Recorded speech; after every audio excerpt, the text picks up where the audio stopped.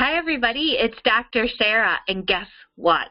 We are almost at the finish line with my CBD oil Hype, Harm, or Heck Yeah article series.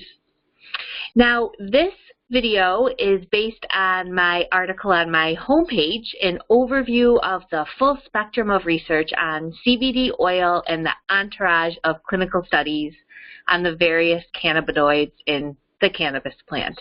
Longest title ever.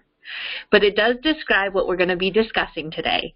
Now, there will be links to the previous videos with all the resources and references and the original articles at this blog site. So make sure that you click on those if you missed them, because there are very important safety and very important considerations for you to think about before you implement CBD oil or any healthcare modality. And I went through all of these subtopics about CBD oil for a reason.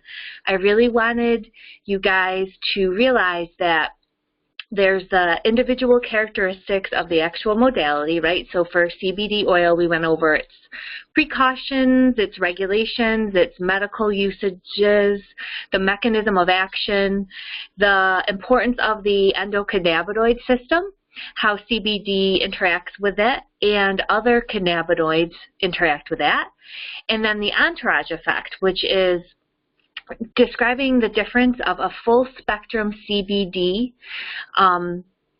it's a full spectrum hemp oil, right, which contains all the cannabinoids, versus the CBD oil, which is one isolate of the hundreds of compounds found in cannabis. And the hemp species is part of the cannabis family. Okay, so not only do you have all those characteristics and considerations, standards and quality, all of those different factors to consider on the product you're using alone, but you also have your own biochemical individuality, right? Everybody's different, how they process it, metabolize it, the different environmental exposures, all of these will interact to how something affects you. So marketing, which leads us in to think that one thing will cure everything, is effective, but it's not the truth that I've seen in my clinical experience over the past 15 or so years, working with women with their digestive health, their hormonal harmony, and their mood support. It just doesn't play out that there's one thing for everybody. Okay, so I'm going to hammer that home as we go through this research, because I'm going to be talking about some of its effects, but I also want you to keep in mind that these are based on general studies, okay? So first what I wanted to do is I wanted to go over the full spectrum product, right? So people are going to be deciding what they might want to choose to use, whether it be a CBD oil isolate. And remember, the legalities of that is very important, so make sure you click on the link if you missed that video, because you want to make sure that you're being legal when you use something. Maybe not, but most people do. The CBD isolate oil extract, or the full spectrum hemp oil extract, okay? So remember, when I'm saying oil, it's not necessarily the essential oil, which I also covered in a previous video, so you want to check that out as well. I'm not going to take the time to go through that again here. So the full synergy means the full spectrum, that there is a synergy there. So all of the compounds in the hemp are kept intact, and they all will kind of balance each other out, kind of like the synergy that we found of the different constituents found in the essential oil. They all balance and modulate different aspects of our biochemistry. So if one component is high and it causes an effect in your body, there's another component that might help lower that effect to bring your body back, that's interesting, to bring your body back into harmony. isolates can't do that, right? Isolates have usually one effect down a biochemical pathway. Because of that, they can be more powerful, right? Because they're exerting a stronger effect at a higher concentration. But then they can have those side effects because they don't have the balancing constituents. So I posted on my article an hour interview with Cal Germano and actually Dr. Mercola. It's on the benefits of full spectrum hemp. Now, this guy actually wrote a book on it, and he's been doing research. So it's a very cool thing to listen to if you want to get some of the research. Because remember, guys, when we talked about the endocannabinoid system, I talked about how it's the regulator of a lot of our body systems, if not all of them. And one isolate is not going to feed that system alone. There's different cannabinoids and our own endogenous, what we make ourselves, cannabinoids, that affect this system, which is important for the regulation of our body.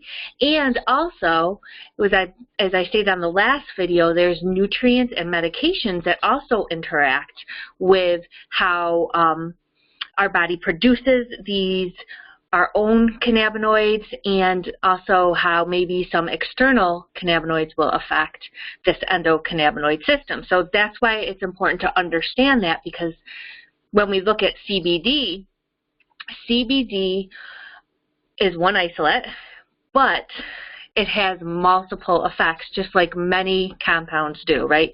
It's actually supposed to hit one or two pathways, but when they've done the research, as you'll see in my article, it hits a bunch of different receptors, right? So just to name a few, which are on, again, in the article, if you want to reference it, I took some studies that were trying to determine the effect of CBD on disorders of motivation, movement disorders, right, like Parkinson's or tic disorders or neurological symptoms. And they looked at the way that CBD could effectively act to modulate these effects. Tons of different receptors, right?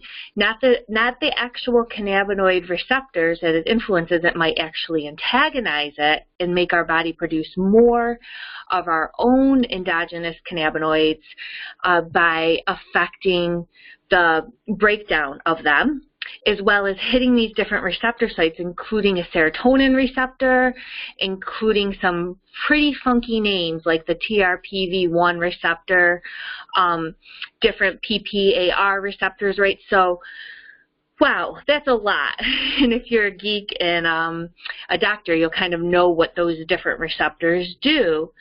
So add that one isolate at all those different receptors in the body, right? And then you're going to add the different biochemical individuality of each individual. So that's going to be a lot of different effects that you can have. Now, if you have a full spectrum product that's kind of balancing this all out and feeding the whole endocannabinoid system, there is an argument that there would be less side effects. You need a smaller dose, and there could be balancing out effects, just like how they've done the studies with the psychoactive component found in cannabis, THC, and CBD. They've also done studies which has led to the approval of CBD alone acting to help with seizure disorders. So there might be some times where it's medically indicated where you want that isolate. There might be some times where if you're doing it for general health, you might want to look at other options. Now, I do not know what you need. I am not your doctor. This is just general information of me going over the research with you guys. It's complicated, right? So when something like CBD comes out, it's different for me than like an herb, which, even though CBD and cannabis have a very good safety profile overall, they are registered as drugs, right? So we're not like sniffing an essential oil, right? we're actually manipulating our biochemistry. So a lot of people are seeing these quote miracle effects, but a lot of people aren't, right? So you're not going to see that on CNN. You're not going to see the negatives. Well, you might see the negatives, but people aren't going to brag about the negatives. They might try and go, or they might try it and not get the press. But it's doubtful that it actually does cause a harmful effect. I don't want to scare you guys, but just you're playing with your biochemistry. So you need to know all this stuff if you're not going to go to a healthcare provider or somebody that specializes in determining what's right for you. One of the big things we need to keep in mind, remember, everybody's different. There's a ton of actions on CBD on different receptor sites in the body. It's an isolate. It acts and has been isolated as a drug, and it's a pharmaceutical. And where it is regulated, it might or may not be legal in your state. There's all these different things to consider. Now, CBD is in hemp. Hemp is now legal because of the Farm Bill. So there's a lot of caveats here, guys. And these are just considerations. Now, all of the resources and references for this will be on my website. And this is kind of just an overview of the difference between an isolated compound's effects. Remember, last time we talked about how CBD is mostly being used for pain and mood and neurological. And I'm going to go over those in the next video. But I wanted you to see first what happens when all of the cannabis is together, how it nourishes the endocannabinoids from a full spectrum hemp product, and what CBD potential is. We got that? Okay, cool. Thank you for following me. I know that's a lot of kind of information for you guys, but that's, again, it's on the website if you want to go through the nitty-gritty details, but I think I even provide like an example with caffeine, that molecule, how that affects our body in different receptor sites, and make a comparison with the caffeine molecule versus green tea versus CBD versus cannabis. So sometimes those comparisons might help. I'm going to sign off now because probably your brain is full. My brain is full, and I'm reading this, I just read another article today that I'm going to put up for next week. So don't worry. It's complicated, but, you'll get there. And I will speak to you soon in the next video for the conclusion. And there'll still be a lot of biochemistry there, but I'll try to keep it understandable for you guys. All right, take care, and if you're in the Northeast, stay warm. Bye.